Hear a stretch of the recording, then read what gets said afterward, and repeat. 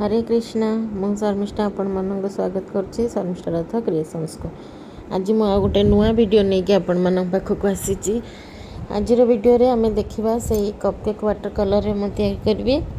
आज आमे करबा कपकेक जोटा कि छोट पिला मानन को बहुत रु बहुत भल लागे, पिला माना को खाया को भल पाती। मु एई कथा कहबा भितरे प्रथमे स्केच टी करि नउछि, आपण माने देखंतु। कपकेक रे टिके फनी करने मुझे आखि नाकर चित्र करी हापी आखि नाकर बाकी ऊपर जमती आपण मैंने देखुं कपकेक आठी मु तार लैंडस्केप नहीं जो कपकेक थुआई मु कलर आरंभ कर देछि।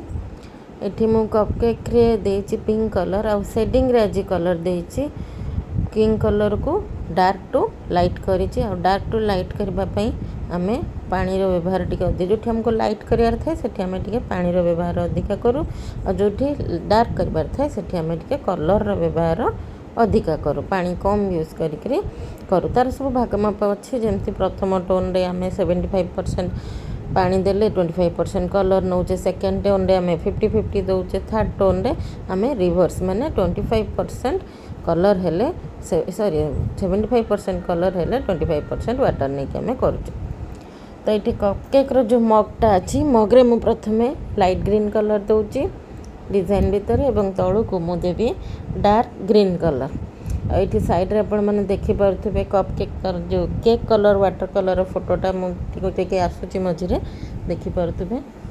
तो छोट पिला मानू ये कपकेक खायापी भल लगे, तेणुक से छुट्टी समय ये सब ड्राइंग गुड़ा करने भी भल पाती बोली मु आशा करुच्ची।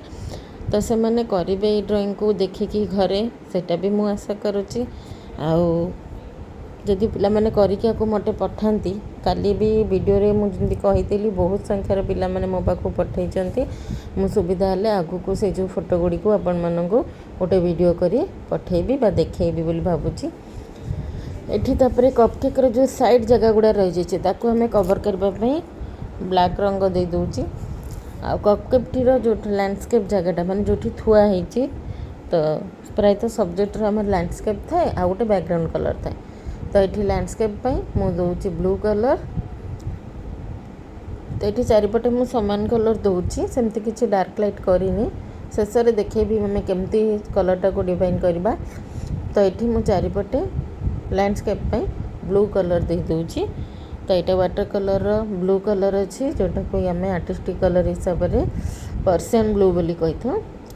ये केक रो ऊपर गोटे चेरी थिला से चेरी रे मु रेड कलर दे देची।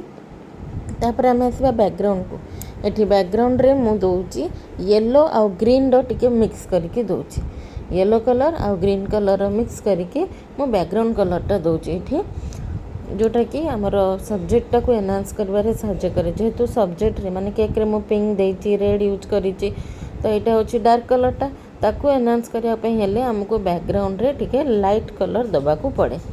तो से मुझे बैकग्राउंड रे लाइट कलर नहीं